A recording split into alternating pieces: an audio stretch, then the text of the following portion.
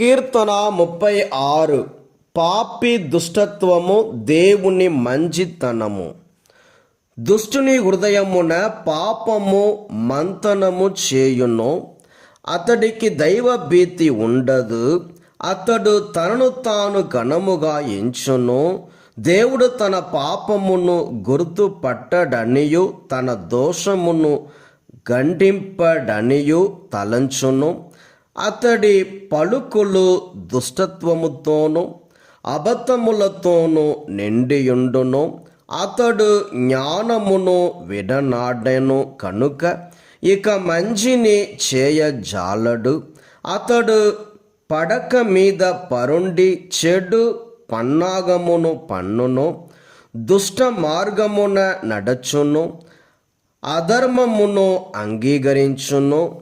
ప్రభు, నీ కృప ఆకాశమును అంటును. నీ నమ్మదగినతనము మబ్బులను తాకును. నీ నీతి మహాపర్వతముల వలె స్థిరమైనది.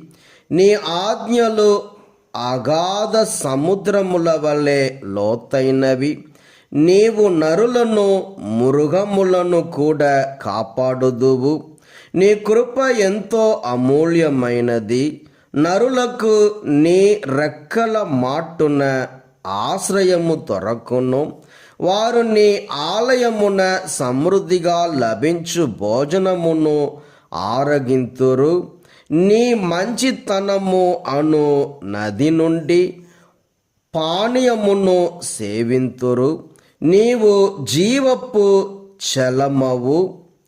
నీ వెలుగు వలననే మేము వెలుగును కాంతుము. నిన్నెరిగిన భక్తులకు నీ కృపను దయచేయుచుందువు. నీ కృపను దయచేయుచుండుము. సజ్జనులను నీ నీతిని ప్రసాదించుచుండుము.